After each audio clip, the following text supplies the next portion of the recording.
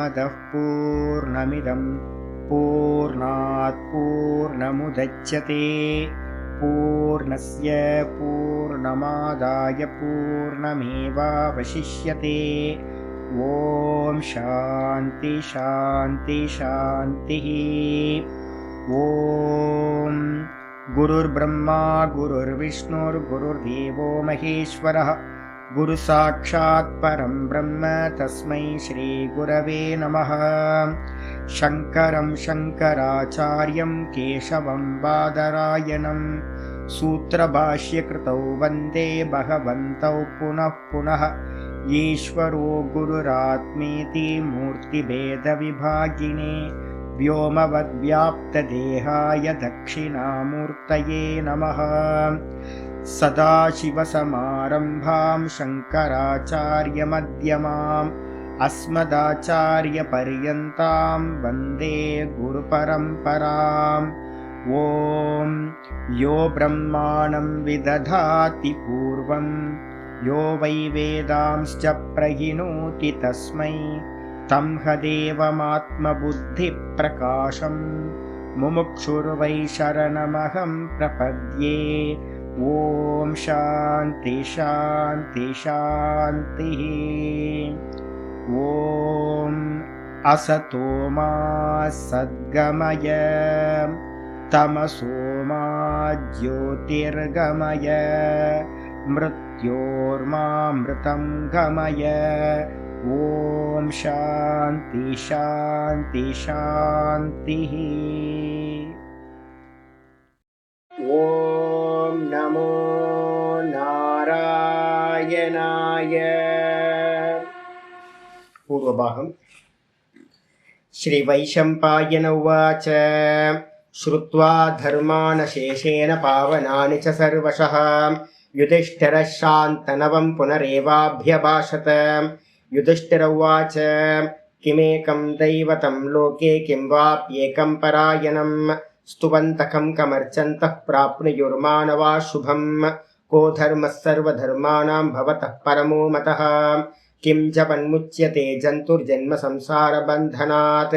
श्रीभीष्म उवाच जगत्प्रभुं देवदेवमनन्तं पुरुषोत्तमं स्तुवन्नाम सहस्रेण पुरुषः सततोतितः तमेव चार्चयन् नित्यं भक्त्या पुरुषमव्ययं ध्यायन् स्तुवन् नमस्यंश्च यजमानस्तमेव च अनादिनिधनं विष्णुं सर्वलोकमहेश्वरं लोकाध्यक्षं स्तुवन् नित्यं सर्वदुःखादिगो भवेत् ब्रह्मण्यं सर्वधर्मम्यं लोकानां कीर्तिवर्धनं लोकनाथं महद्भूतं सर्वभूतभवोद्भवं येष मे सर्वधर्माणां धर्मोऽधिकतमो मतः यद्भक्त्या पुण्डरीकाक्षं स्तवैरर्चे नरः सदा परमं यो महत्तेज परमं यो महत्तपः परमं यो महद्ब्रह्म परमं यः परायणं पवित्राणां पवित्रं यो मङ्गलानां च मङ्गलं दैवतं दैवतानां च भूतानां यो व्ययः पिता यतः सर्वाणि भूतानि भवन्त्यादियुगागमे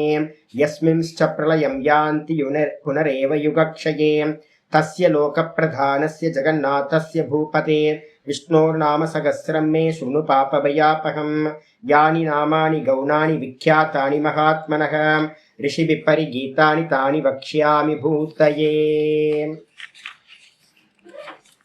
முதல் ஸ்லோகம் படிக்கணும். ஓம் ஹரிஹி ஓம் ஓம் விஸ்வம் விஷ்ணுர்வஷட்காரோ பூதபவ்ய பவத் பிரபுः பூதகிருத் பூதபிருத்பாவோ பூதாத்மா பூதபாவனः. நம்ம பார்த்துட்டு இருக்கிறது விஷ்ணு சஹஸ்ரநாமத்துல ஸ்தோத்திரத்துக்குள்ளார என்ட்ரு ஆயிருக்கோம். முதல் ஸ்லோகம் பார்த்துட்டு இருக்கோம். இந்த முதல் ஸ்லோகத்துல பார்த்தீங்கன்னா முதல் நாமத்தை பத்தின விசாரம் தான் போயிட்டு இருக்கு. விஸ்வம் விஸ்வம் அப்படின்னா சமஸ்தம். விஸ்வம் அப்படின்னா இந்த எல்லாமா என்ன இருக்கு அப்படின்னா லோக்க திருஷ்டியில இருந்து பார்த்தோம் அப்படின்னா உலக விவகாரத்துல இருந்து பார்த்தோம் அப்படின்னா இதெல்லாம் உலகமா இருக்கு, ஜகத்தா இருக்கு, அநேக நாம ரூபங்கள் இருக்கு. இது விவகார திருஷ்டி. பாரமார்த்திக திருஷ்டியில பார்த்தோம் அப்படின்னா வாஸ்தவத்துல இது எல்லாம் நாம ரூபங்கள் எல்லாம் சுத்த பிரம்மத்துக்கு மேல கல்பிதம். அதனால வந்து பாத்தீங்கன்னா வாஸ்தவத்துல நாமரூபங்கள் பொய்யானது. வாஸ்தவத்துல எது சத்தியம்? பிரம்மம் தான் சத்தியம். வெறும் கான்சியஸ்னஸ் மட்டும்தான் சத்தியம். அப்ப விஸ்வம் அப்படின்ற சப்தத்தினால சுத்த பிரம்மத்தை சொல்கின்றோம். இதுக்கப்புறம் ஒரு பக்தனா பார்த்தோம் அப்படின்னா என்ன பார்க்கணும் அப்படின்னா, இந்த மொத்த நாமரூபமும் பகவானுக்கு மேல கல்பிக்கப்பட்டது. எதனால? மாயையினால கல்பிக்கப்பட்டது.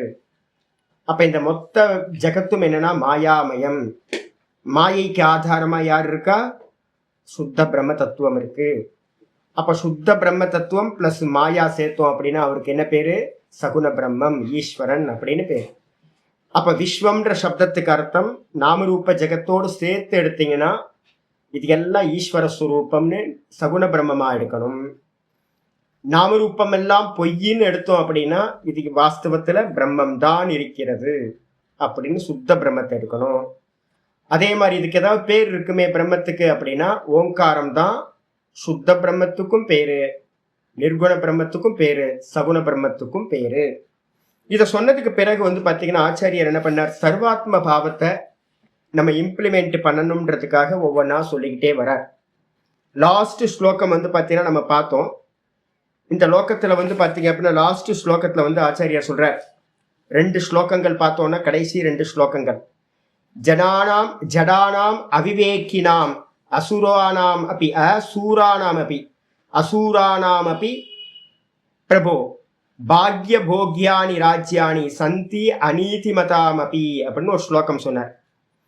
இந்த உலகத்துல வந்து பாத்தீங்க அப்படின்னா புத்தி இல்லாம ஜடமானவர்களுக்கும் விவேக புத்தி இல்லாத ஆட்களிடத்திலும் அசூரர்களிடத்திலும் சூரர்கள் அல்லாத வீரமே இல்லாத கோழைகளிடத்திலும் அதே மாதிரி நீதி இல்லாதவர்களிடத்திலையும் அதர்மாத்மாக்களிடத்திலையும் பாக்ய போக்யானி அப்படின்னு அர்த்தம் ஏதோ ஒரு ஜென்மத்துல பண்ண புண்ணிய வசத்தினால ராஜ்யங்கள் கூட வந்து பாத்தீங்கன்னா இருக்கின்றதை நாம் பார்க்கின்றோம்.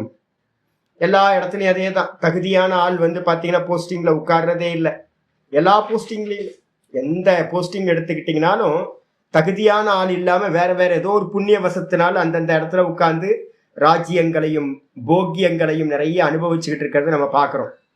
அதனால வந்து பார்த்தீங்கன்னா இந்த உலகத்துல யார் யார் எதை எதை அடைஞ்சிருக்காங்களோ அது எல்லாம் வந்து பார்த்தீங்கன்னா சுகிருத்தத்தினால் அடையப்பட்டது. ஏதோ ஜென்மத்து புண்ணியம் எல்லாம் குழுக்கல்ல வருது. நமக்கு வந்து பார்த்தீங்க அப்படின்னா லாட்ரி அடிக்கிற மாதிரி வந்து பார்த்தீங்கன்னா ரேண்டமா வந்துகிட்டே இருக்கு நமக்கு புண்ணியங்கள் பாப்பங்கள் எல்லாம். ஒரு ஜென்மத்துல புண்ணியாத்மாவா ரொம்ப என்ன பண்றோம்? போகத்தை அனுபவிக்கிறோம். அடுத்த ஜென்மத்துல பிச்சைக்காரனா இருப்போம். மாறிக்கிட்டே இருக்கு. ஒரு காலத்துல வந்து ஒரு ஜென்மத்துல இந்திரனா பிறப்போம். அடுத்த ஜென்மத்துல வந்து பாத்தீங்கன்னா ரோட்ல பிச்சை எடுத்துக்கிட்டு இருப்போம். இது மாதிரிதான் இருக்கு. ஒரு ஜென்மத்துல ராஜா, இன்னொரு ஜென்மத்துல பூஜா. இப்படிதான் ஓடிட்டு இருக்கு ஜீவனம். அப்ப யார் யாருக்கு எந்தெந்த ஜென்மத்துல பண்ணப்பட்ட புண்ணியங்கள் எப்ப எப்ப வேலை செய்யும்னு தெரியவே தெரியாது. அப்ப அதனால என்ன பண்ணணும் சுவாமி அப்படின்னு கேட்டீங்கன்னா தஸ்மாத் யதேத புண்ணியேஷு ய இச்சேன் மகதீம் ஸ்ரீயம். அடுத்த ஸ்லோகத்துல லாஸ்ட் ஸ்லோகம் நேற்று பார்த்ததுல சொல்ற. ஆகையினால வந்து பாத்தீங்கன்னா நீங்க ஏதாவது யாருக்காவது புண்ணியம் வேணும் சுவாமி, நான் அடுத்தடுத்த ஜென்மங்கள்ல இந்திரனா பிறக்கணும், இல்லைன்னா ராஜாவா பிறக்கணும், எனக்கு நிறைய ஐஸ்வர்யங்கள் உண்டாகணும், நல்ல போகியா இருக்கணும், போகத்தை அனுபவிக்கணும் அப்படின்னு நீங்க ஆசைப்பட்டீங்க அப்படின்னா என்ன பண்ணுங்க? ரொம்ப முயற்சியோடு புண்ணிய கர்மங்களை செய்யுங்கள். நல்லா முயற்சி பண்ணிக்கிட்டே இருங்க. நிறைய புண்ணிய கர்மம் போகும்போது வரும்போதெல்லாம் பார்த்து பார்த்து தேசம் காலம் பாத்திரம் இதெல்லாம் பாருங்க. ஏன்னு கேட்டீங்கன்னா புண்ணியத்துக்கு வந்து பார்த்தீங்கன்னா எந்தெந்த தேசத்துல புண்ணியம் பண்றோன்றது வந்து பார்த்தீங்கன்னா அதிகமான அளவீடுல வந்து பார்த்தீங்கன்னா பலன் சொல்லப்பட்டிருக்கு. க்ஷேத்திரங்கள்ல பண்ணணும், புண்ணியங்கள்ல பண்ணணும், புண்ணிய திதியில பண்ணணும், அமாவாசையில பண்ணணும், பௌர்ணமியில பண்ணணும். இது மாதிரிலாம் நிறைய காலங்கள் சொல்லியிருக்கு. சிராவண மாசத்துல பண்ணணும். இப்ப வந்து கிரகண காலங்கள்ல பண்ணணும். இது மாதிரி நிறைய காலங்கள் சொல்லப்பட்டிருக்கு.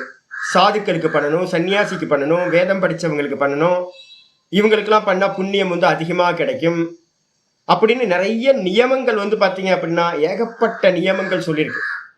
இதுல எல்லாத்துலயும் வந்து பாத்தீங்கன்னா புண்ணியம் வேணும் அப்படின்னா நீங்க என்ன பண்ணுங்க?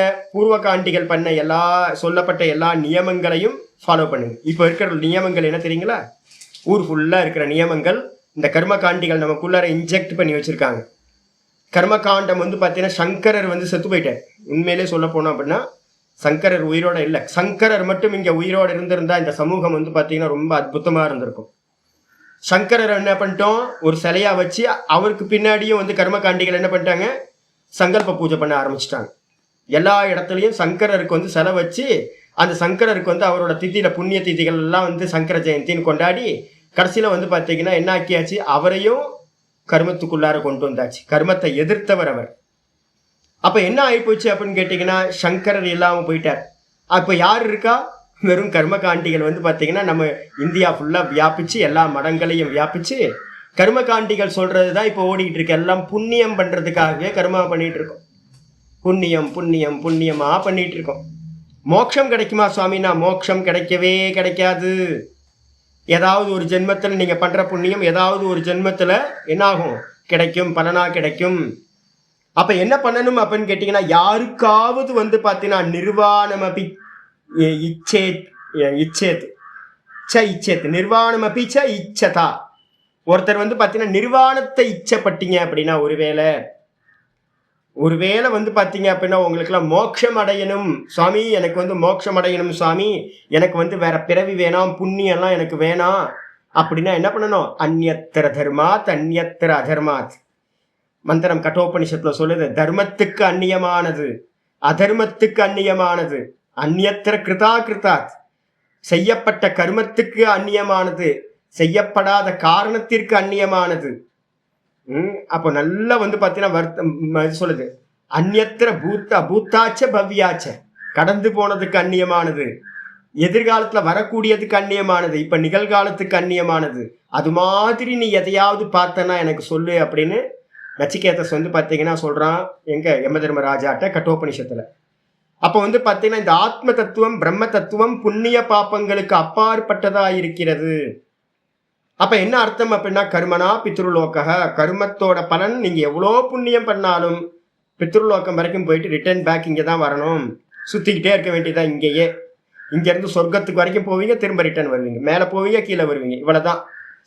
அதே நேரத்துல வந்து பாத்தீங்கன்னா சகுன பிரம்மத்தை வந்து நீங்க ஆசிரியம் பண்றீங்க அப்படின்னா, பக்தியை வந்து பாத்தீங்கன்னா அடாப்ட் பண்றீங்க அப்படின்னா பிரம்மலோகம் வரைக்கும் போக முடியும், சாயுஜ்ய பதவி கிடைக்கும், திரும்ப இந்த சம்சாரத்துக்கு வர வேணாம். அப்ப நமக்கு ரெண்டே சாய்ஸ் இருக்கு, ஒன்னு சகுன ஈஸ்வரனை பிடிச்சு சாயுஜ்ய பதவி கிரமமுக்தியை அடைஞ்சு அங்கிருந்தே போறது, இல்ல அப்படின்னா இங்கேயே முயற்சி பண்ணி என்ன பண்றது, வாசுதேவ சர்வமிதம் அப்படின்னு சொல்லக்கூடிய சர்வம் பிரம்மமயம்ன்ற சர்வாத்ம பாவத்தை அடைஞ்சு இங்கேயே ஜீவிச்சுக்கிட்டு இருக்கும் போதே சர்வம் பிரம்மமயம்ன்ற தத்துவத்தை அடைஞ்சு அதுல எஸ்டாப்ளிஷ் ஆகி இங்கேயே ஜீவன் முக்தன் ஆகிறது. அப்ப ஜீவன் முக்தன் ஆகணும்னா என்ன பண்ணணும் சுவாமி அப்படின்னு கேட்டீங்கன்னா, நிர்வாணத்தை வந்து சேச்சதா நிர்வாணம் இச்சதா. ஒருவேளை நீங்க நிர்வாணத்தை மோட்சத்தை ஆசைப்பட்டீங்க அப்படின்னா யதிதவ்யம் சமத்துவேச்ச, யாரெல்லாம் மோட்சத்தை விரும்புறீங்களோ அவங்க எல்லாம் என்ன பண்ணணும், யதிதவ்யம்னா முயற்சி செய்ய வேண்டும். எந்த விஷயத்துல அப்படின்னா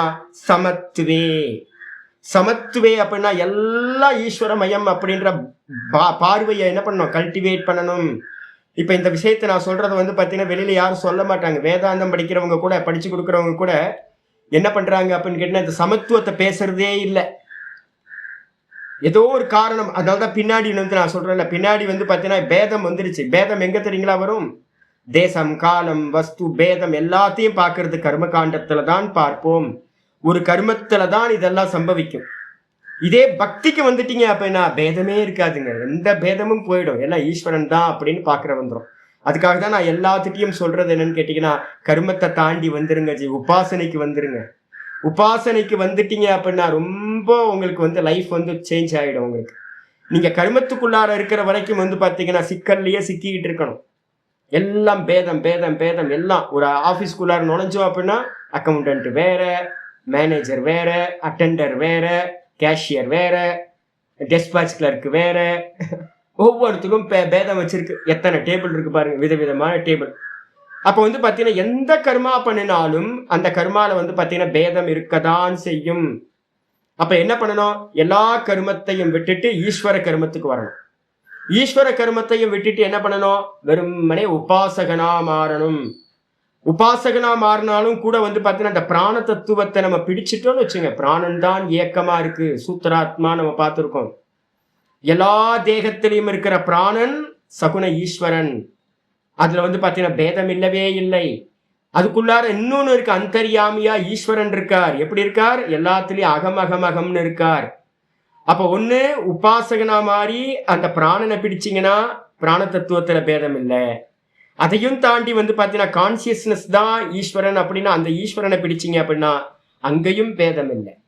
அந்த பிராண தத்துவத்துக்கும் இதுக்கும் கீழே இறங்கி வந்தீங்க அப்படின்னா எல்லாத்துலயும் பேதம் தான் இருக்கு. மனசு இருக்கிற வரைக்கும் பேதம் இருந்துகிட்டே இருக்கும், மனசை தாண்டணும். அதுக்காக தான் பாத்தீங்கன்னா இங்க சொல்லுது, சமத்துவத்தை பாத்தீங்கன்னா என்ன பண்ணணும்? முயற்சி செய்ய வேண்டும், அபியாசம் பண்ண வேண்டும் அப்படின்னு பாத்தீங்கன்னா ஸ்லோகம் சொல்லியிருக்கு. ஸ்லோகம் சொன்னதுக்கு பிறகு இன்னைக்கு பாட்டத்துல ஆரம்பிச்சது. தேவா மனுஷ்யா பசவஹ பக்ஷி விருக்ஷ சரீஸ்ருபாஹ ரூபமேதத் அனந்தஸ்ய விஷ்ணு பின்னமிவ ஸ்திதம். ரொம்ப அற்புதமானது. தேவா மனுஷ்யா பசவஹ, தேவர்களா இருக்கட்டும். 3 விதமான பிறவிகள் பாத்தீங்கன்னா நம்ம சொல்றோம் ஜென்மங்கள். கர்மத்தோட பலன் 3, சாத்விகம் ராஜசம் தாமசம் அப்படின்னு 3 இது சொல்லப்பட்டிருக்கு. நல்ல புண்ணியம் பண்ணணும்னா சாத்விக ஜென்மங்களா என்ன கிடைக்கும்? தேவர்களா பிறக்கலாம். அதே நேரத்துல பாத்தீங்கன்னா ரொம்ப பாப்பம் பண்ணியிருந்தோம் அப்படின்னா தாமச பிறவிகளா இருக்கக்கூடிய கீழான பிறவிகள், மரம் செடி கொடியா நிறைய அனிமல்ஸா பாத்தீங்கன்னா பிறப்போம். அதே நேரத்துல ரெண்டும் கலந்து இருந்துச்சு அப்படின்னா அந்த ரெண்டும் கலந்து இருக்கிற நிலையில பாத்தீங்க அப்படின்னா மிஸ்ரித கர்மான்னு பேரு. அதனால ராஜச ஜென்மம் சொல்லக்கூடிய மனுஷ ஜென்மம் கிடைக்கும். அப்ப 3 குணங்கள்னால புண்ணிய பாப்பத்துக்கு ஏத்த மாதிரி 3 விதமான தேகங்கள் கிடைக்குது. என்னென்ன? தேவாஹா உத்தம பிறவி, மனுஷ்யாஹா நடுவுல இருக்கிறது, அதுக்கப்புறம் பாத்தீங்கன்னா பசவஹா கீழே இருக்கிறது. எதெல்லாம் இருக்கு கீழே? பசவஹா பசுக்கள், நிறைய அனிமல்ஸ், பக்ஷி நிறைய பட்சிகள், அதுக்கப்புறம் பறவைகள், அதுக்கப்புறம் விருட்சம் நிறைய மரம் செடி கொடியா இருக்கிறது, அதுக்கப்புறம் சரீசிருப்பன்றதுக்கு அர்த்தம் பாத்தீங்கன்னா பாம்புகள். இது எல்லாமா பாத்தீங்கன்னா யாரு அப்படின்னு கேட்டீங்கன்னா இத்தனை ஜீவராசிகளாகவும் ரூபமேதத் அனந்தஸ்ய, இதெல்லாம் யாரோட ரூபம் சாமி அப்படின்னு கேட்டீங்கன்னா இது எல்லாத்திலையும் பாத்தீங்கன்னா உயிரா உணர்வா இருக்கிறது யாரு? அந்த அனந்தன் தான் பாத்தீங்கன்னா அனந்தஸ்ய விஷ்ணோகோ பின்னமிவ ஸ்திதம். விவகாரத்துல பார்க்கும்போது ஒவ்வொன்றும் வேற வேறையா தெரியுது. வாஸ்தவத்துல இது எல்லாம் யாரோட ரூபம் அப்படின்னு கேட்டீங்கன்னா விஷ்ணுவோட வேற வேற ஃபார்ம். விஷ்ணுதான் பல வேஷங்கள் போட்டுட்டு பலமுக மன்னனா அவன் தான் வந்திருக்கான். நான் சொன்னேன் பலமுக மன்னன் ஜோ. பலமுகம் போட்டுக்கிட்டு இந்த விஷ்ணு பகவான் என்ன பண்றார்? நடிச்சுக்கிட்டு இருக்கார். நம்ம ஏமாந்து போயிட்டோம். ஐயோ, ஒரே ஆள் தான் இத்தனை வேஷம் போட்டிருக்காருன்னு தெரியாம இதெல்லாம் வேற வேறன்னு பார்த்து நம்ம சம்சாரத்துல மாட்டிக்கிட்டு முடிச்சுக்கிட்டு இருக்கோம். இதுதான் இங்க ஆச்சாரியார் என்ன பண்றார்? விஷ்ணோ பின்னமிவ ஸ்திதம், விஷ்ணுவோட பின்னமான வேற வேற விதமான ரூபங்கள் தான் இது எல்லாம். அப்ப யாரு உள்ள இருக்கிறது? யாரு வாஸ்தவத்துல உள்ள உணர்வாவும் உயிராவும் இருக்கிறது ஒரே ஒரு பிரம்ம தத்துவம் மட்டும்தான் அப்படின்னு பாத்தீங்கன்னா சொல்லப்பட்டிருக்கு. இதை பாத்தீங்கன்னா தைத்திரிய உபனிஷத்து பாத்தீங்கன்னா ரொம்ப முக்கியமான உபனிஷத்துல தைத்திரிய உபனிஷத்து சாந்தோக்கியம். தைத்திரியத்துல பாத்தீங்க அப்படின்னா 2:6 மந்திரம் இது பக்கத்துல போட்டுக்கிட்டீங்கன்னா ரெஃபரன்ஸ் யூஸா இருக்கும். ஸோ அகாமயத்தை எப்படி சாமி எல்லாத்துலயும் ஒரே ஆள் எப்படி இருப்பான் கேள்வி வரும் இல்ல? எல்லாத்துலயும் எப்படி ஒரே ஆள் இருப்பான்? விஷ்ணு எப்படி உள்ள புகுந்தாரு எல்லாத்துக்குள்ளாரையும் அப்படின்னு கேள்வி வந்துச்சுன்னா ஆரம்பிக்கும் போதே சொல்லுது, இந்த சிருஷ்டி ஆரம்பிக்கிறதுக்கு முன்னாடியே அந்த பரமாத்மா என்ன பண்ணார்? எதோட சேர்ந்தார்? சுத்த பிரம்மம் அதோட அபின்ன சக்தியா இருக்கிற மாயையோட சேர்ந்தோன சகுண பிரம்மம் ஆயிடுச்சு, ஈஸ்வரன் ஆயிடுச்சு. சுத்த பிரம்மம் மாயை இல்லாம அந்த மாயை இல்லாத சுத்த பிரம்மத்துல அதோட நிழல் போன்று ஒரு சாயா மாதிரி ஒரு மாயா சக்தி உண்டாச்சு. அதோட சேர்ந்தோன அந்த சுத்த பிரம்மம் என்னவாயிடுச்சு? நிர்குண பிரம்மம் சகுண பிரம்மமா ஆயிடுச்சு, ஈஸ்வரன். அந்த ஈஸ்வரன் என்ன பண்றார் அப்படின்னு கேட்டீங்கன்னா சங்கல்பம் செய்தார். சோ அகாமயத, அவர் ஆசைப்பட்டார். என்ன ஆசைப்பட்டார்? பகுஸ்யாம் பிரஜாயே ஏதி, நான் அநேகமாக ஆவேன் என்று ஆசைப்பட்டார். அநேகம்னு என்ன அர்த்தம்? தனக்கு வேறா படைப்பேன், சிருஷ்டி கிரியா பண்ணுவேன் அப்படின்னு இல்லை. இப்ப நம்ம வீடு கட்டுறோம், எனக்கு அந்நியமா தானே வீடு கட்டுறேன். எனக்கு ஒரு புள்ள வேணும் அப்படின்னு ஆசைப்படுறேன், எனக்கு அந்நியமா தானே புள்ள குட்டி இருக்கு. அப்ப பகவான் வந்து அது மாதிரி ஆசைப்படல, தானே பலவாக ஆவேன் என்று ஆசைப்பட்டார். தானே பலவாக ஆவேன் என்று ஆசைப்பட்டார். எப்படி வந்து ஒரு கிலோ கோல்டு பார் ஆசைப்பட்டுச்சான், நான் வந்து அநேகமாக ஆவேன், ஆபரணங்களாக ஆவேன் அப்படின்னு ஒரு கோல்டு பார் ஆசைப்பட்டா எப்படியோ ஒரு கிலோ கோல்டு பார், அதே மாதிரி வந்து பாத்தீங்கன்னா பகவான் ஆசைப்பட்டார். ஆசைப்பட்டு ச தப்போ தப்பியத, எப்படி வந்து கிரியேஷன் பண்றதுன்னு ஒரு பிளான் பண்ணார், தபஸ் பண்ணினார். ச தபஸ் தப்துவா இதம் சர்வம் அஸ்ருஜத, அவர் நல்லா பிளான் பண்ணார். பகவான் பிளான் பண்ணி வந்து பாத்தீங்கன்னா தபஸெல்லாம் பண்ணி பிளானிங் எல்லாம் பண்ணி என்ன பண்ணார், இதம் சர்வம் அஸ்ருஜத, இந்த உலகத்துல வந்து பாத்தீங்கன்னா இருக்கிற எல்லாத்தையும் பண்ணாச்சார். எதிதம் கிஞ்ச, எதெல்லாம் இருக்கோ ஒரு எம்எம்மா இருக்கக்கூடிய அணு வரைக்கும், அணு அளவு இருக்கக்கூடிய அணு வரைக்கும், புரோட்டான் எலக்ட்ரான் நியூட்ரான் வரைக்கும், இன்னும் அதோட என்ன ரொம்ப பார்ட்டிகல், ரொம்ப மைன்யூட் பார்ட்டிகல் இருக்குமோ அது வரைக்கும், எதெல்லாம் பெருசா இருக்குமோ எதெல்லாம் சின்னதா இருக்குமோ, எதிதம் கிஞ்ச, இந்த உலகத்துல கிரியேஷன்ல எதெல்லாம் இருக்குமோ அது எல்லாத்தையும் அந்த பகவான் என்ன பண்ணார், படைத்தார். படைத்தார்னா எப்படி படைத்தார், ஜடமா மாயைய வச்சுக்கிட்டு ஜடமா படைச்சார். படைச்சிட்டு என்ன பண்ணார், தேகங்கள் எல்லாத்தையும் படைச்சிட்டு தத் சிருஷ்டுவா ததேவானுப்ராவிஷத், அந்த பரமாத்மா என்ன பண்ணார்னா படைச்சது எல்லாத்துக்குள்ளாரையும் பிரவேசம் செய்தார்.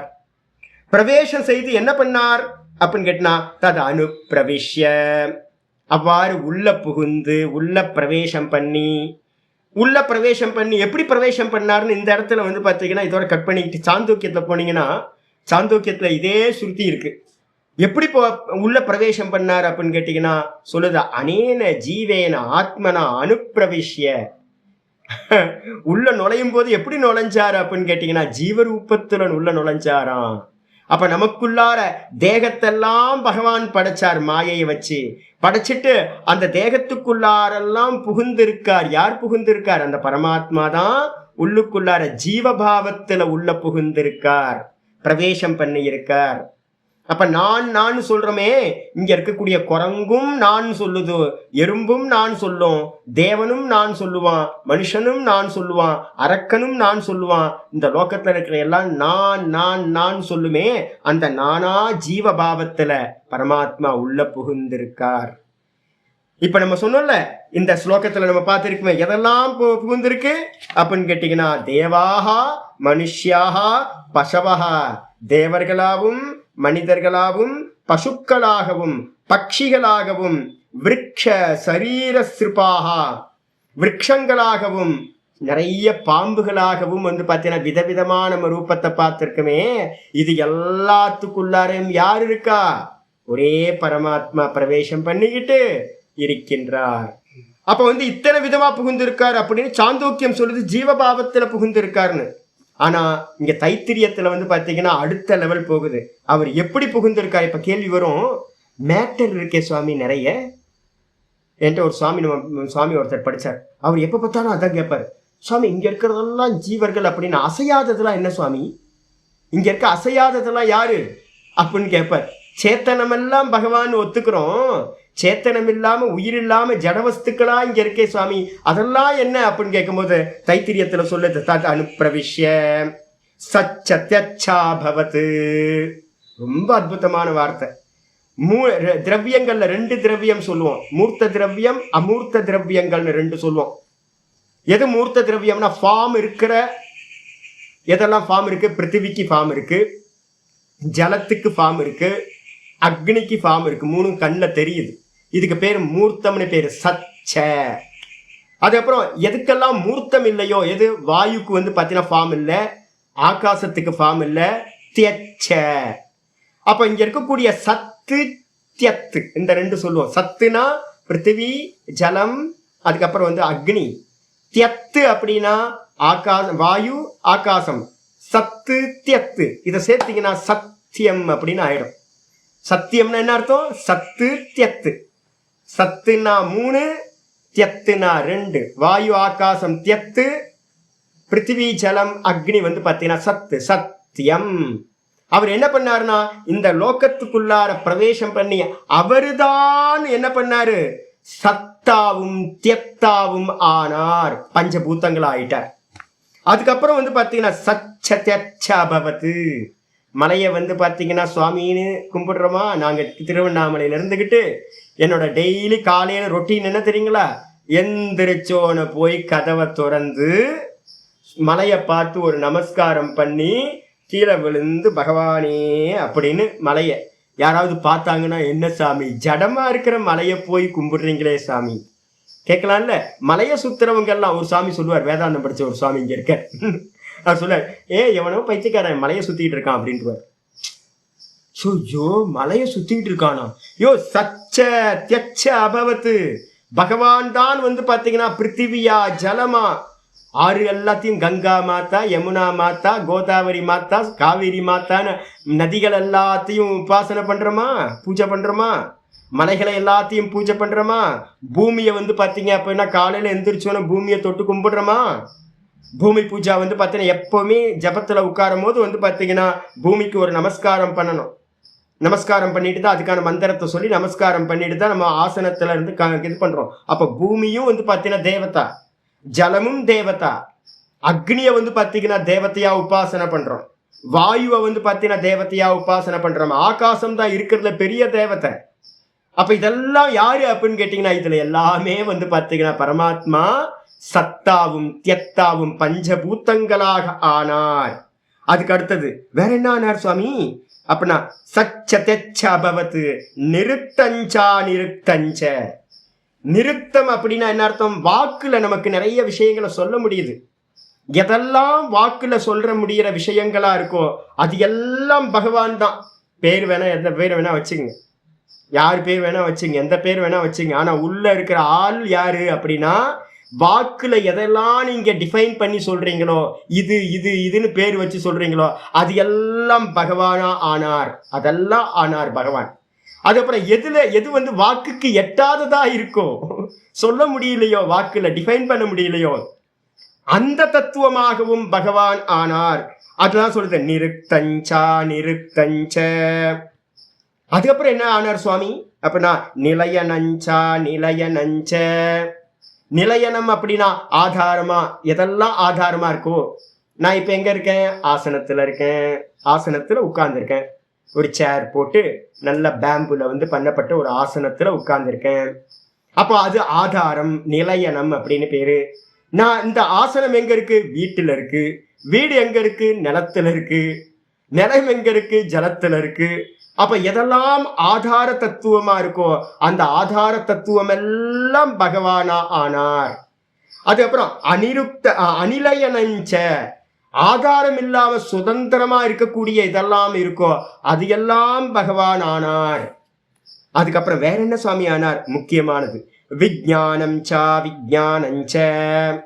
அறிவுடையதா எதெல்லாம் இருக்கோ, ஓரறிவு, 2 அறிவு, 3 அறிவு, 4 அறிவு, 5 அறிவு, 6 அறிவு அப்படின்னு 6 அறிவு வரைக்கும் இருக்கக்கூடிய ஜீவராசிகள் இந்த உலகத்துல இருக்குல்ல, இந்த எல்லா ஜீவராசிகளாகவும் அவர் ஆனார். அப்ப எறும்புல இருந்து அதோட சின்ன சின்னதா வைரஸ், பாக்டீரியா எல்லாம் இருக்குல்ல, இது எல்லாமா அவர் தான் ஆனார்.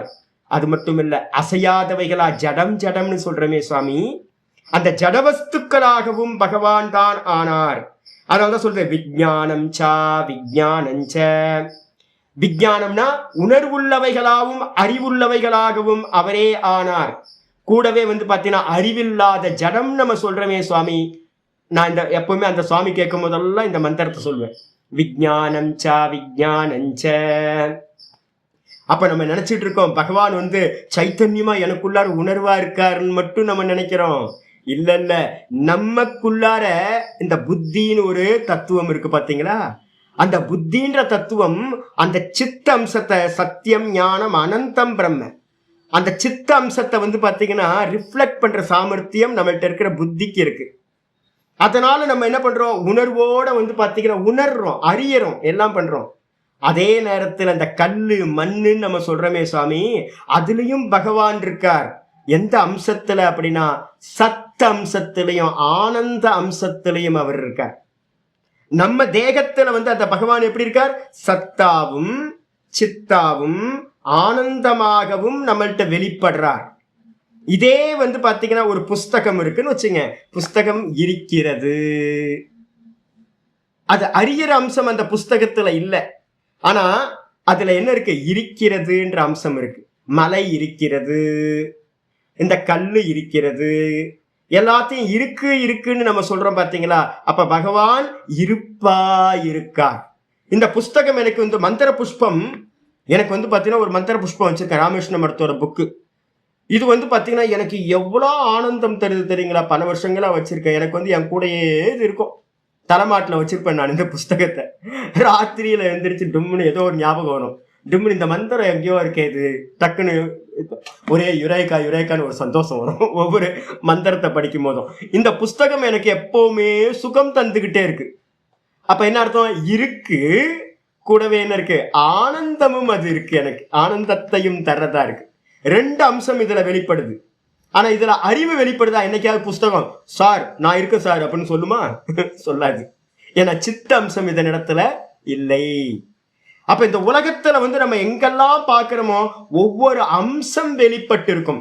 காமனா எல்லாத்திலையும் இருக்கிறது இருக்கிறது இருக்கிறதுன்ற அம்சம் தான் அந்த பகவான் இருப்பா இருக்கார்.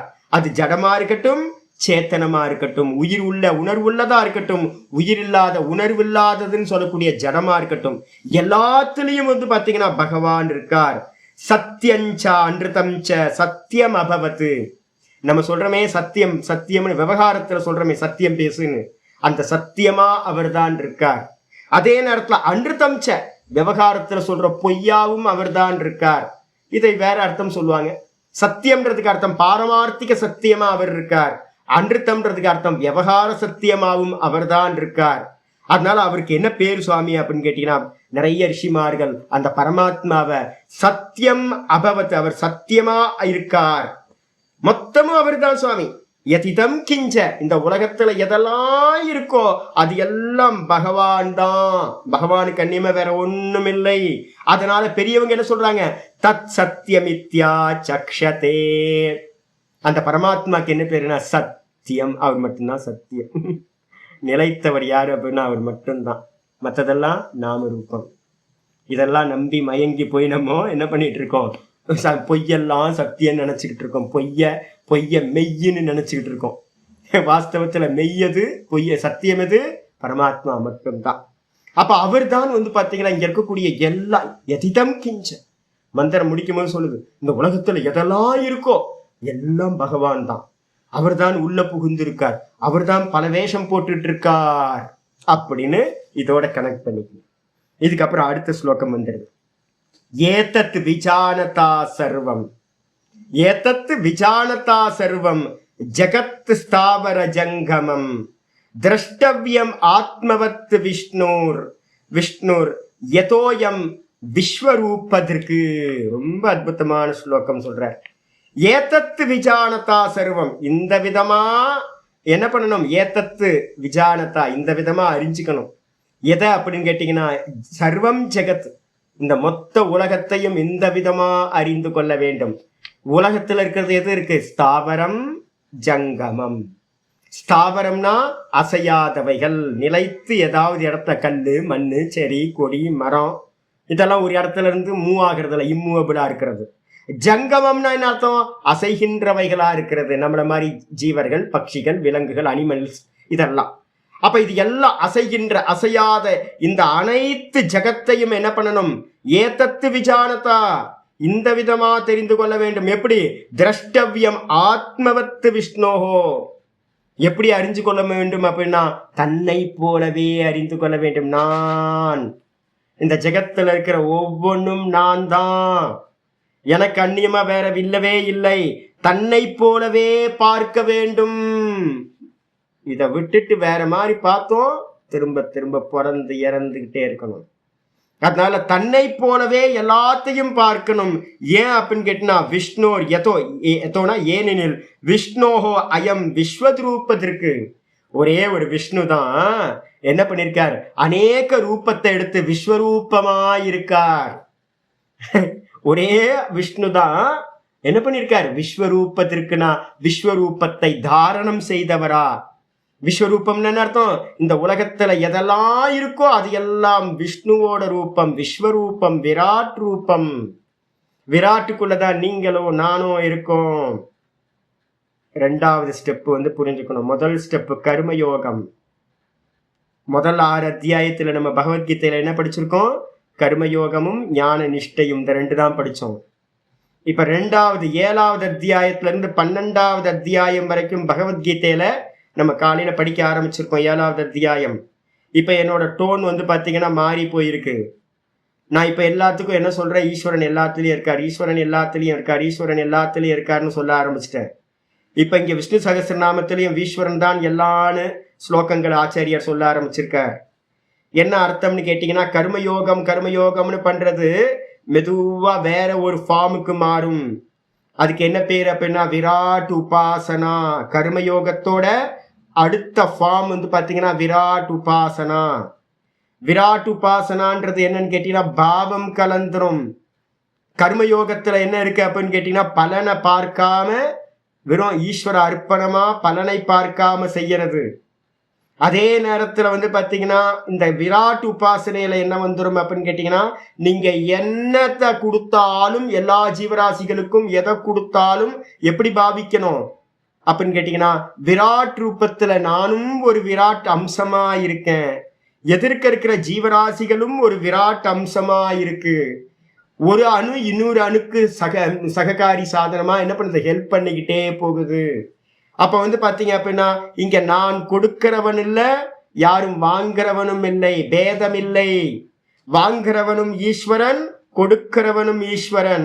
இங்க இருக்கிறது ஒரே விராட் ஸ்வரூபம் மட்டும்தான் இருக்கு. இந்த விராட் பாவத்துக்கு வராம உங்களால சர்வாத்ம பாவத்தை அடைய முடியாது. அத்வைத சித்தின்னு சொல்றதா புத்தியினால அடைய முடியாது. அப்ப பாத்தீங்கன்னா விராட் உபாசனை, அதாவது இங்க ஆச்சாரியார் சொல்றாரு, நீ பாத்தீங்கன்னா தன்னை போலவே மற்றவர்களை பார்க்க வேண்டும். ஆத்மௌபம் ஏன சர்வத்ர.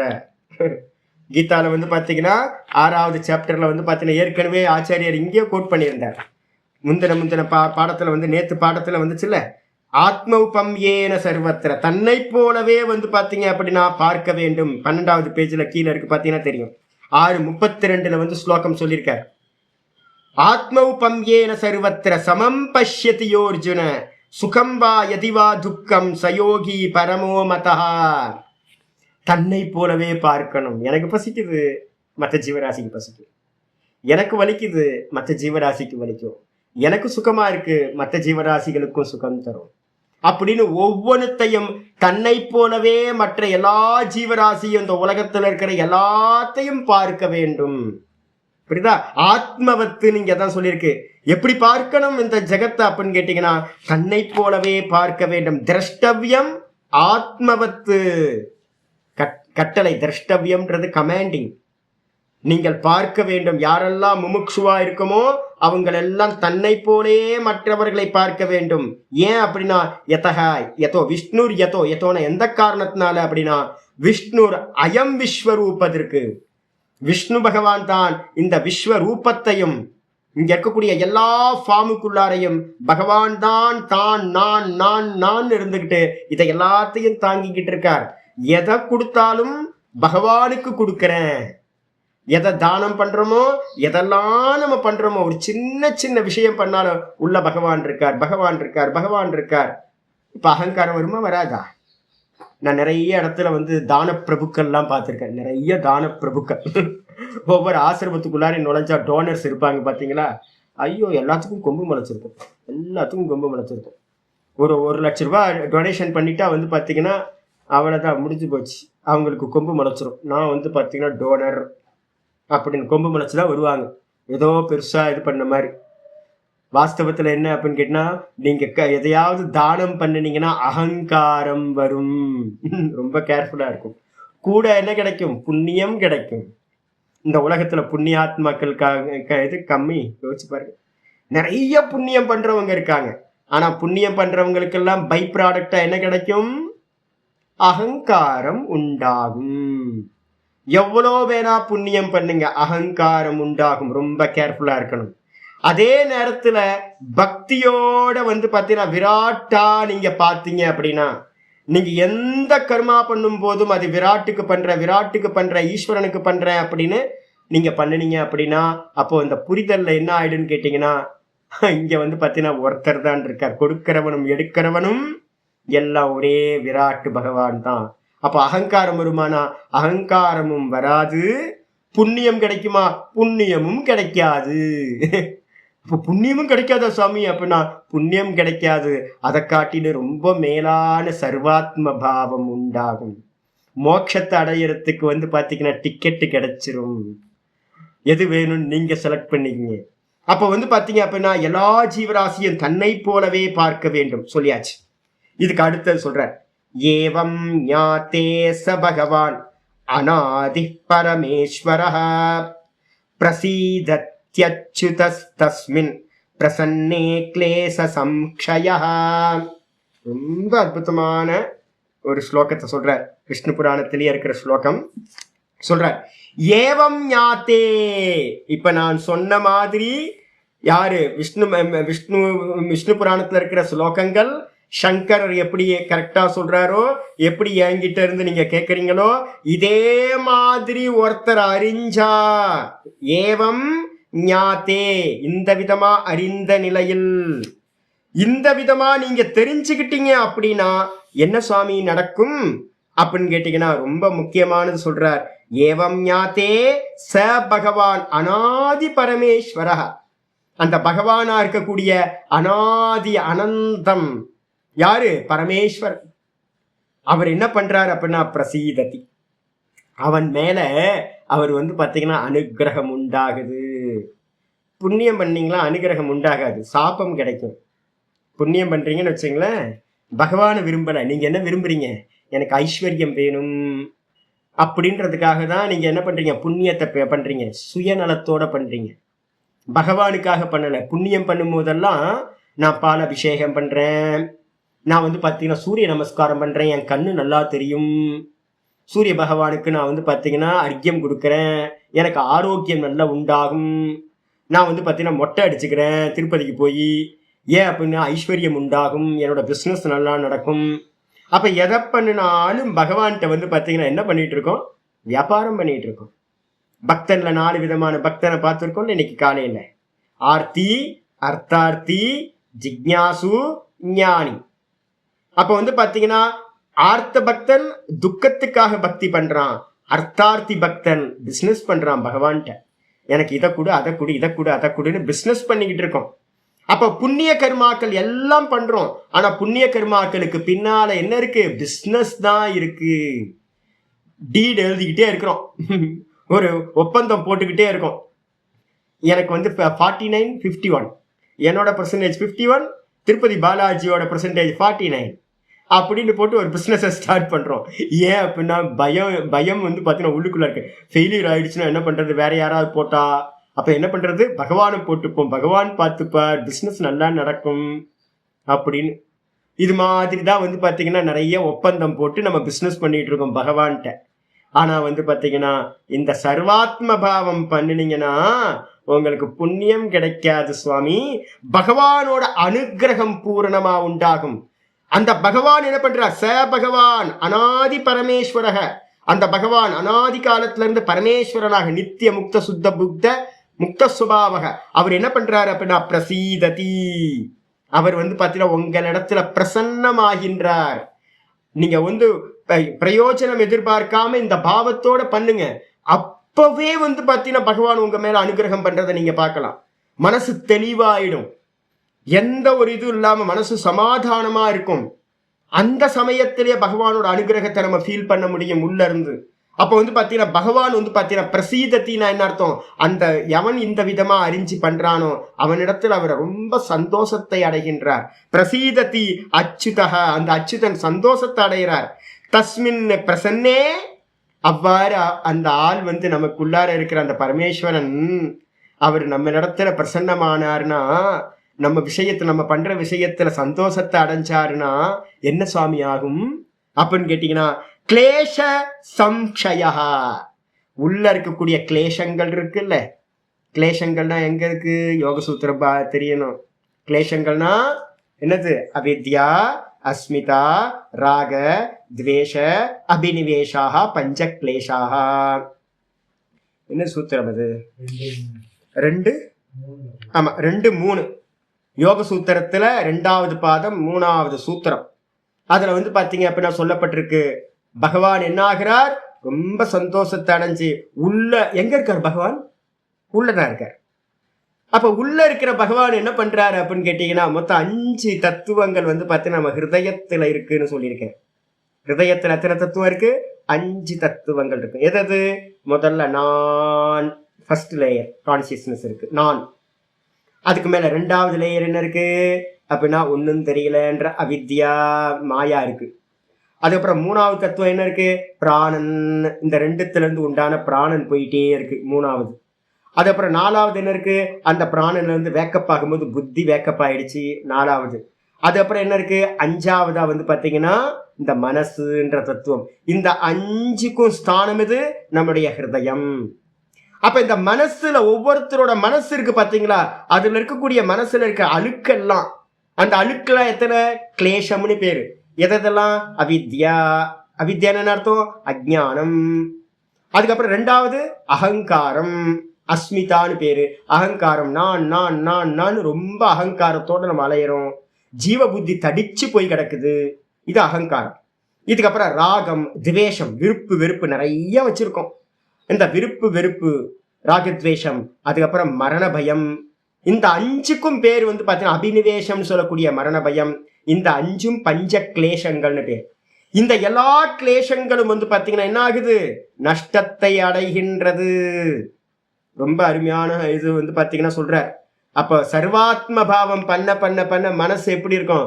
பிரசன்னமா ஆகிவிடும், மனசு தெளிவாயிடும்.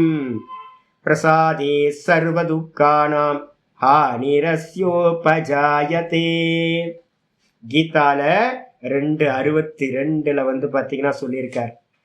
பிரசாதம் உள்ள இருந்து நமக்குள்ளார இருந்த பகவான், அந்தர்யாமியா இருக்கிற பகவான் என்ன பண்ணுவார்?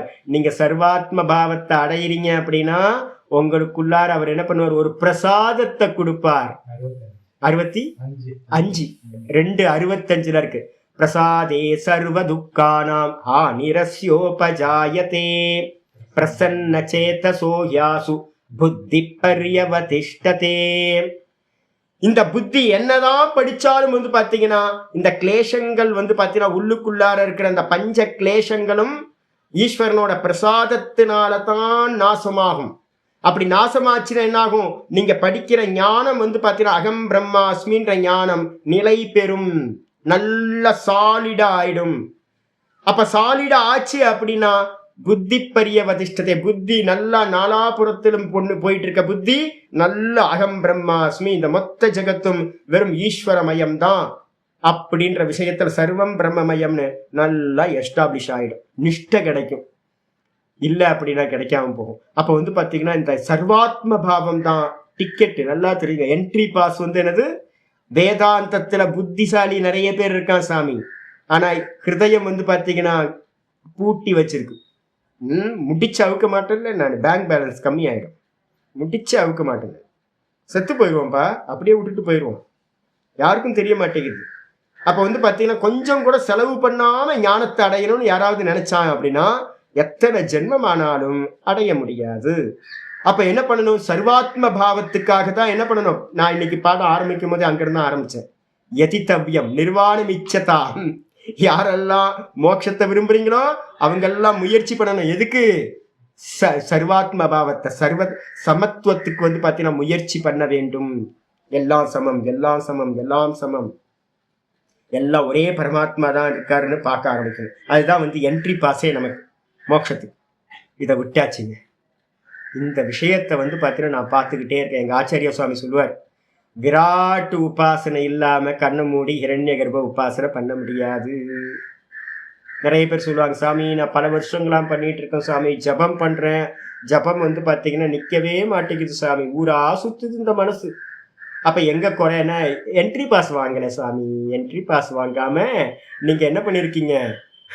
செவரேறி குதிச்சு உள்ளே வந்திருக்கீங்க. முறையா பாஸ் வாங்கிட்டு வந்திருந்தீங்கன்னா அந்த கீ கொடுத்துருப்பாங்க. நீங்க கண்ணை மூடி உட்கார்ந்து ஜபம் பண்ணீங்கன்னா குவைட்டா ஆகும் மனசு. நம்ம என்ன பண்ணிட்டோம், அந்த விராட் உபாசனைய பண்ணாம, சர்வாத்ம பாவத்துக்காக காரியம் பண்ணாம, ஹிரண்ய கர்ப்பனை வந்து பார்த்தீங்கன்னா அடையணும் அப்படின்னு மனசுக்குள்ளார இருக்கிற ஈஸ்வரனை அடையணும்னு ட்ரை பண்றோம். ஹிரண்ய கர்ப்ப உபாசனை வந்து அமையணும் அப்படின்னா விராட் உபாசனை பண்ணி இருக்கணும். அதுக்காக உங்களுக்கு பார்வதி அம்மா வந்து பார்த்தீங்கன்னா என்கிட்ட சொல்லுவாங்க, சாமி நல்ல எபிலிட்டி அவங்கள்ட்ட. பார்வதி அம்மா சொல்லுவாங்க, சாமி எனக்கு மனசுல நல்லா போகுது, எனக்கு தெரியும், நல்லா தெரியும். ஆனாலும் வந்து பார்த்தீங்க அப்படின்னா பண்ணாதீங்க பண்ணாதீங்க, மனசுல பண்ணாதீங்க. ஃபர்ஸ்ட் வந்து பார்த்தீங்கன்னா விராட் உபாசனைக்கு என்ன பண்ணணும், 2 பண்ண சொல்லியிருக்கேன். விராட் உபாசனைக்கு என்ன பண்ணணும், ஸ்தூல ஓங்காரத்தை வாய் விட்டு சொல்லணும். இது நல்லா வந்து ஒரு அசட்டு மாதிரி நல்லா ஓவர்ஃப்ளோ ஆக ஆரம்பிக்கும் போது உள்ள வந்து பார்த்தீங்கன்னா பகவான் வந்து பிரசன்னமாயிடுவார். அப்புறம் மனோஜபத்துக்கு போனீங்கன்னா அதுக்கு பேர் ஹிரண்ய கர்ப்ப உபாசனை, உக்காரம். அது ஈஸியா உங்களுக்கு அமையும். அப்போ ஒன்று ஓங்கார உபாசனைய ஸ்தூலமான ஓங்காரத்தை சொல்றதும் விராட்டு பிரணவம் பேரு. அதுக்கப்புறம் கூடவே என்ன பண்ணணும், வெளியில சர்வ ஜீவராசிகளுக்கும் என்ன பண்ணணும், ஃபீடிங் பண்ணணும். ஏன், ஜீவனம் சர்வபூத்தேஷு, பகவான் என்னவா இருக்கார், எல்லா ஜீவராசிகளிலும் பிராணனா இருக்கார். அப்ப யாரையும் ஹர்ட் பண்ணிடக்கூடாது, எந்த ஜீவராசியும் கொல்லக்கூடாது. எல்லா ஜீவனத்தையும் வந்து பார்த்தீங்கன்னா நம்ம என்ன பண்ணணும், வளர்க்கணும். அப்ப எல்லாத்துக்கும் ஃபீடிங் பண்ணணும். எல்லா ஜீவராசிக்கும் ஃபீடிங் பண்ணிட்டு ஓங்காரத்தை சொல்லிக்கிட்டே இருந்தீங்கன்னா ஸ்தூலமா அதுதான் விராட் உபாசனை. பேதம் பார்க்கவே கூடாது. இந்த 2 காரியத்தை நீங்க பண்ணிக்கிட்டே வந்தீங்கன்னா கண்ணை மூடி வெறும் மானசத்துல எந்த ஜபம் பண்ணீங்கனாலும் சித்தியாகும். குவைட்டா உங்களால நல்லா உட்கார முடியும். நல்லா உட்கார்ந்து வந்து சூக்ஷ்மமா மனசுல ஈஸ்வரனை தியானம் பண்ண முடியும். அப்படின்னா பரமே அந்த ஹிரண்ய கர்ப்பர் உங்களுக்கு அனுகிரகம் பண்ணிடுவார். போ உள்ள போ அப்படின்னு பாஸ் கொடுத்து அந்த ஈஸ்வரனை அந்தர்யாமிய தானா அறியறக்கூடிய அத்வைத சித்திக்கு பாஸ் கிடைச்சிரும். அப்ப அதனால முதல் பாஸ், என்ட்ரி பாஸ் எங்க, சர்வாத்ம பாவம். என்னதான் புத்திசாலித்தனமா இருந்தாலும் இததான் பண்ணணும். இதை பண்ணாம விட்டுட்டீங்க அப்படின்னா மோட்ச பூமி நமக்கு ஓப்பன் ஆகாது, தெரிஞ்சுக்கணும்.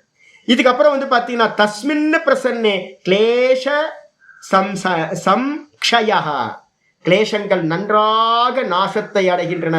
மனசு ரொம்ப கிறிஸ்டல் கிளியரா ஆகிவிடும், தெளிவடைந்து விடும். அந்த இடத்துல என்ன ஆகும், பிரசாதம் உண்டாச்சுன்னா என்ன சாமி ஆகும் அப்படின்னு கேட்டீங்கன்னா பாவம் கிடைக்க கிடைக்க கிடைக்க சர்வாத்ம பாவம் கிடைச்சது அப்படின்னா பாவ சமாதி உண்டாகும். யோக சாஸ்திரத்துல பாவ சமாதிக்கு இன்னொரு பேர் என்ன சொல்லியிருக்கோம், நிர்விச்சாரம். நிர்விச்சாரம் சொல்லக்கூடிய சமாதி. பாவ சமாதினா நிர்விச்சாரம். நிர்விச்சார சமாபத்தியாம் அத்தியாத்ம பிரசாதனம், பிரசாதக அத்தியாத்ம பிரசாதா. அந்த நிர்விச்சார சமாதி வந்து பாவ சமாதி. எல்லாத்திலையும் ஈஸ்வரன் இருக்காருன்னு நீங்க பார்க்க என்ன உண்டாகும், பிரசாதம். பகவான் பிரசாதம் கொடுப்பார். அந்த பிரசாதம்னா என்ன சுவாமி அப்படின்னு கேட்டீங்கன்னா சத்தியத்தை தாரணம் பண்ணக்கூடிய பிரசாதம். சத்தியத்தை தாரணம் பண்ற பிரசாதம்னா என்ன சுவாமி அப்படின்னா வெறுமனே அகம்னு நிற்கக்கூடிய சாமர்த்தியம் அப்பதான் உண்டாகும். வெறும் தான்ற நிக்கிற சாமர்த்தியம் இந்த பாவ சமாதியினால உண்டாகும். இல்லைன்னா 2 செகண்ட் 3 செகண்ட் கூட வந்து பார்த்தீங்கன்னா அந்த பகவான் இடத்துல நம்மளால நிற்க முடியாது. அப்போ வந்து பார்த்தீங்கன்னா பரம வசீகார வைராக்கியம் சொல்லக்கூடியது அந்த பிரசாதம். 2 இது கிடைக்குது. வசீகாரம்னா பூரண வைராக்கியம் உண்டாயிருந்த நாம ரூபத்துலலாம். அதுக்கப்புறம் வந்து வசீகார சஞ்ஞா, வசீகாரம்ன்ற வைராக்கியம் கிடைக்கும். கூடவே வந்து பார்த்தீங்கன்னா சத்தியத்தை தாரணம் பண்ணக்கூடிய ரிதம்பரா தத்திர பிரஜா, ரிதம்பரா தத்திர பிரஜா. அந்த இடத்துல வந்து ஒரு ரிதம் அப்படின்னா சத்தியம், சத்தியத்தை தாரணம் பண்ணக்கூடிய சாமர்த்தியம், கான்சியஸ்னஸ்ல வந்து நிக்கிற சாமர்த்தியம் அந்த இடத்துல தான் நமக்கு கிடைக்கும். அப்போ சர்வாத்ம பாவம் பண்ண பண்ண பண்ண ஹிருதயத்துல பாவ சமாதி உண்டாகும். பாவ சமாதி உண்டாக இந்த லோகத்துல இருக்கிற எல்லாத்திலையும் பரிபூர்ண வைராக்கியம் உண்டாகும் நாம ரூபத்துல. அதுக்கப்புறம் வந்து பாத்தீங்கன்னா சத்தியத்துல நிக்கிற அகம்ன்ற சத்தியத்தை நிக்கிற தாரணம் வந்து பாத்தீங்கன்னா உங்களுக்கு கிடைக்க ஆரம்பிச்சிடும். இதுதான் அத்தியாத்ம பிரசாதம்னு பேர். அப்ப பகவான் அடையறதுக்கு இதுதான் ரூட். அதுக்கப்புறம் வந்து ஆச்சாரியார் என்ன சொல்றார், சாமி நீங்க என்ன சுவாமி எப்ப பார்த்தாலும் பெரிய பெரிய லிஸ்டா போட்டீங்க. ஒருத்தர் நம்ம ஹைதராபாத்ல இருந்து ஒரு நல்ல ஒரு சாதக் ரொம்ப சின்சியரா பாருங்க. இப்ப இப்போ வந்தார், 4 நாளுக்கு முன்னாடி வந்தார்.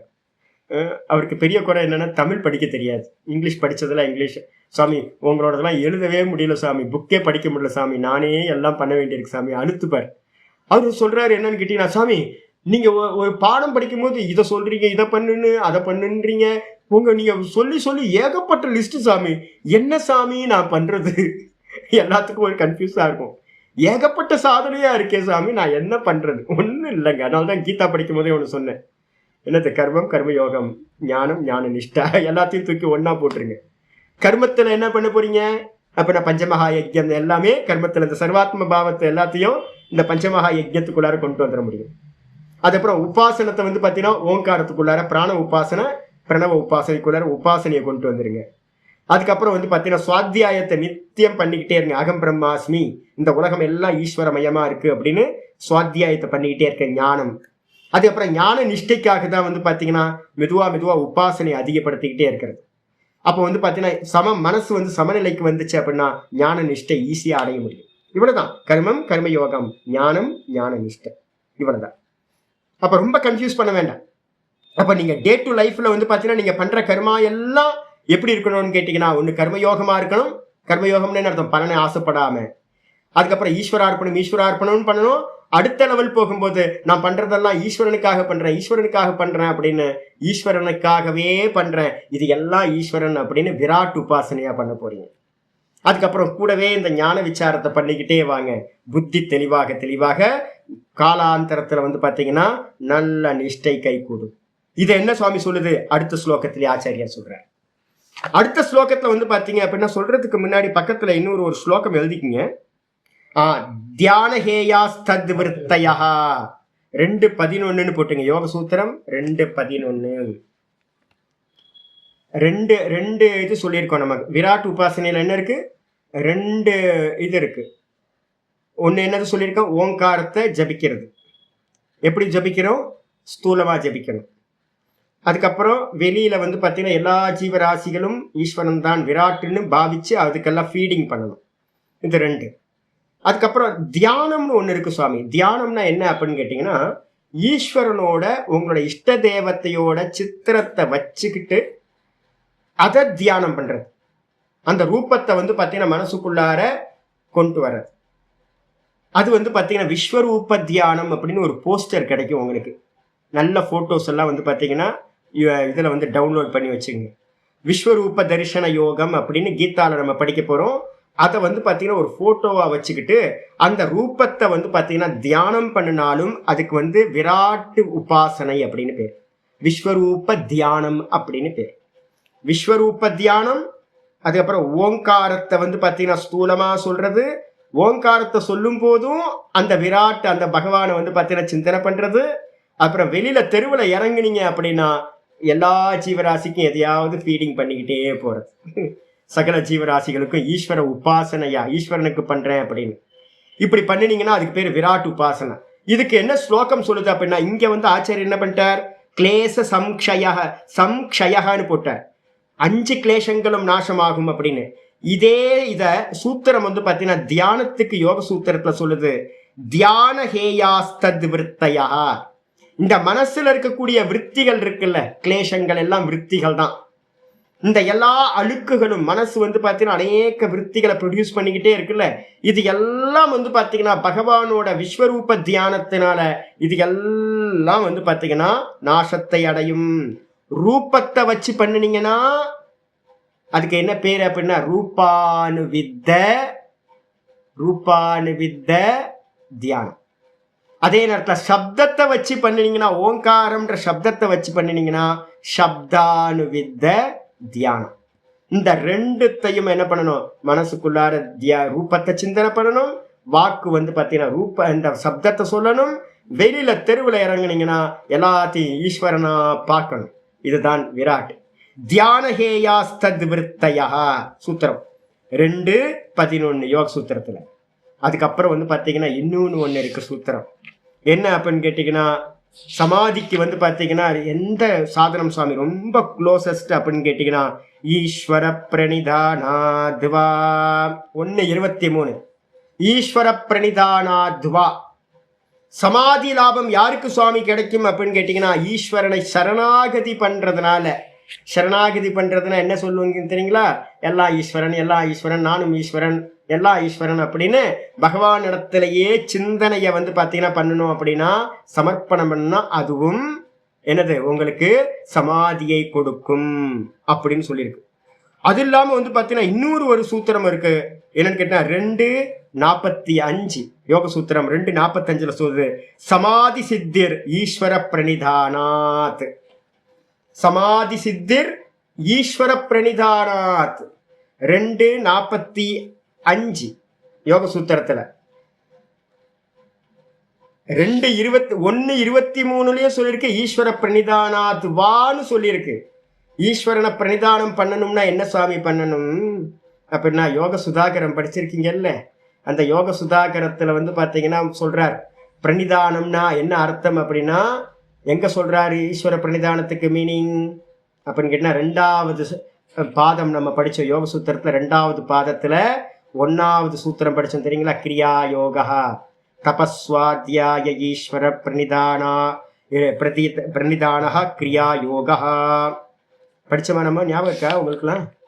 அப்ப பாத்தீங்கன்னா தபஸ்வாத்தியாய ஈஸ்வர பிரணிதானானி கிரியா யோகா 2:1 யோக சூத்திரத்துல. இந்த ஈஸ்வர பிரணிதானம்ன்றதுக்கு எப்படி சுவாமி அப்படின்னா, ஈஸ்வர பிரணிதானம் என்ன பண்ணணும் தெரியுங்களா? ஈஸ்வர பிரணிதானம்னா முதல்ல பாத்தீங்கன்னா கருமங்களை எல்லாத்தையும் பகவானுக்கு சமர்ப்பணம் பண்றது. பகவானே கர்ம பலன்களை, பகவானே நான் என்னெல்லாம் பண்றேனோ அதெல்லாம் அதோட பலன்கள் எல்லாம் உனக்கே சமர்ப்பணம்னு பண்ணிக்கிட்டே இருக்கிறது. கர்ம பல தியாகம் 1.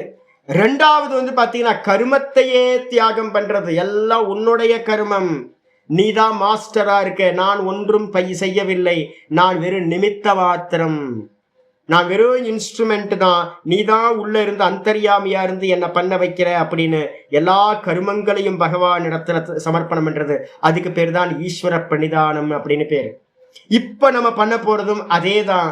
எல்லாம் பகவான் தான் பண்றார், எல்லாம் பகவான் தான் இருக்கார் அப்படின்னு நீங்க பண்ணினீங்கன்னா அதுவும் ஈஸ்வர பிரணிதானம்.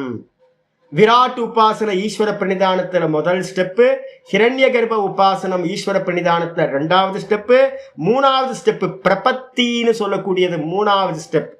சர்வதர்மான் பரித்யஜ்ய மாமேகம் சரணம் பிரஜ.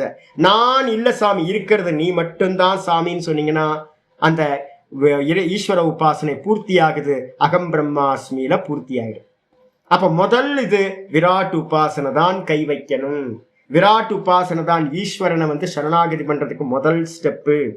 சரி, இதெல்லாம் எப்படி சாமி வரும்? ஒரே ஜென்மத்தில் நடந்துருமா அப்படின்னு கேட்டீங்கன்னா, அடுத்த ஸ்லோகம் கீதால இருந்து சொல்ற 7:19. அத உங்க இதுல பிடிஎஃப்ல 8:19 எழுதிருக்கு, மாத்தி எழுதிக்கங்க. 7:19 பகூனாம் ஜென்மனாம் அந்தே ஞானவான் மாம் பிரபத்யதே வாசுதேவ சர்வமிதி சமஹாத்மா சுதுர்லபஹா.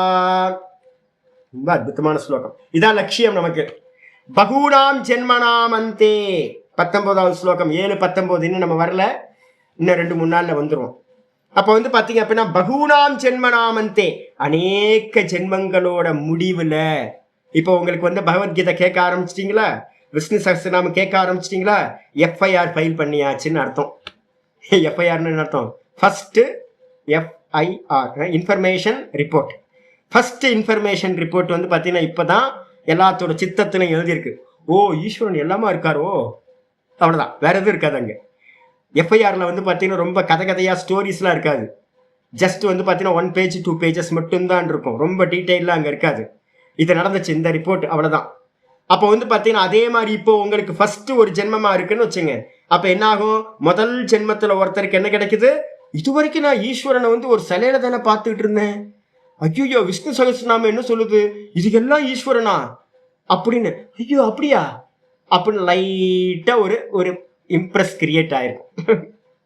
இதே மாதிரி ஒவ்வொரு ஜென்மத்திலையும் நம்ம பண்ற புண்ணியம் சேர்ந்து சேர்ந்து சேர்ந்து அடுத்தடுத்த ஜென்மங்கள்லயும் நல்ல குருநாதரை அமைச்சு கொடுத்துக்கிட்டே வரும்.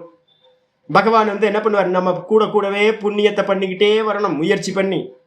நல்லா பாவிச்சுக்கிட்டே வரணும், அனுஷ்டானத்தை நல்லா பண்ணிக்கிட்டே வரணும். அப்படி பண்ண பண்ண பண்ண பகவான் என்ன பண்ணுவார், அடுத்தடுத்த ஜென்மங்கள்லையும் இன்னும் அடுத்தடுத்து எங்கெல்லாம் விட்டோமோ அங்கிருந்து அடுத்தடுத்து ஆரம்பிச்சுக்கிட்டே போகும். 6வது அத்தியாயத்தை பார்த்துக்கோல்ல, என்னன்னு கேட்டா பூர்வாபியாசேன தேனைவ ஹிரியதே ஹவசோபி சஹா.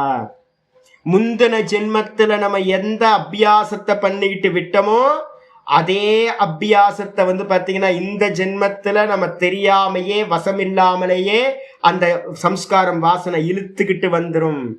இந்த ஜென்மத்துல நம்ம எங்க விடுறோமோ அடுத்த ஜென்மத்துல எங்க விட்டோமோ அங்கதான் யாத்திரை ஸ்டார்ட் ஆகும். நமக்கு தெரியாமையே எங்கேயோ அடுத்த ஜென்மத்துல என்ன பண்ணுவோம், ஒரு பாஸ்வேர்ட்ல கால் வைப்போம், நம்மளை பார்த்தீங்கன்னா கொண்டு இங்க விட்டுரும். எங்க விட்டீங்களோ அந்த யாத்திரை அங்கிருந்து ஸ்டார்ட் ஆகும். இதே மாதிரி யாத்திரை பார்த்தீங்கன்னா பூர்த்தியாய் ஏன்னா கடைசி ஜென்மத்துல பார்த்தீங்க அப்படின்னா பகுநாம் ஜென்மனாம் அந்தே, அநேக ஜென்மங்களின் முடிவில் ஞானவான் மாம் பிரபத்யதே, ஞானத்தை உடையவன் என்னை அடைகின்றான். அப்ப ஞானம் பார்த்தீங்கன்னா கொஞ்சம் கொஞ்சமா சேர்க்கிறது. ஆச்சாரியர் பாஷ்யத்துல பண்ணும்போது சொல்றார், பகுநாம் ஜென்மனாம்னா என்ன அர்த்தம் சாமி, ஏன் சுவாமி அப்ப சங்கரர் பாஷ்யத்துல கீதால எழுதுறார், ஞானார்த்த சம்ஸ்கார ஆரிஜன ஆசிரியானாம். ஒவ்வொரு ஜென்மத்திலையும் கொஞ்சம் கொஞ்சமா சம்பாதிக்கிறோமா.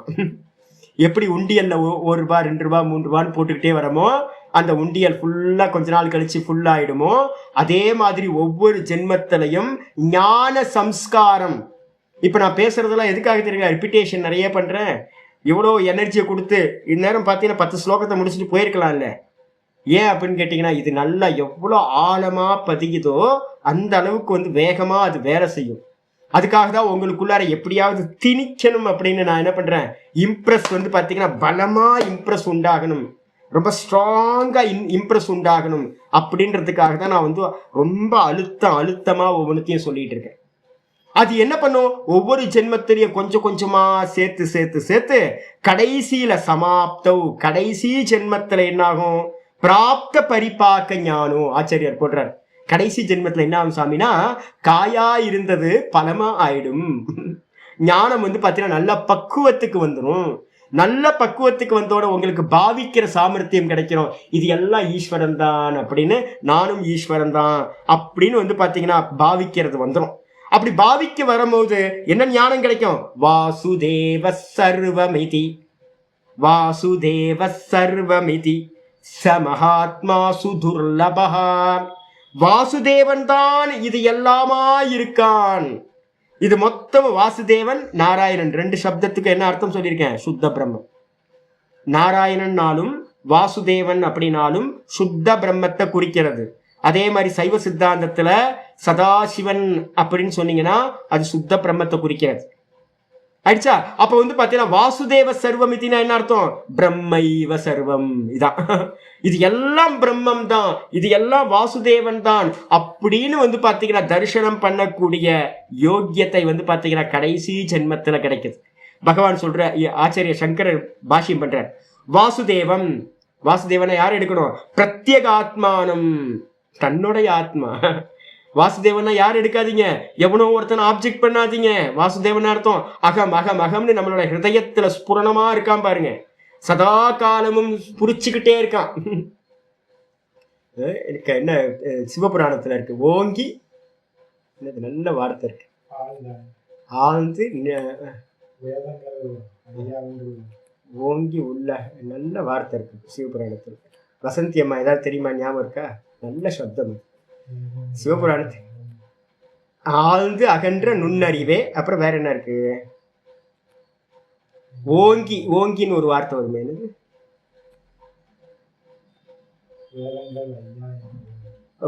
ஆழ்ந்தகன்ற நுண்ணிய ஏதோ ஒரு வார்த்தை இருக்கு, படிச்சு பார்த்தீங்கன்னா உங்களுக்கு தெரியும்.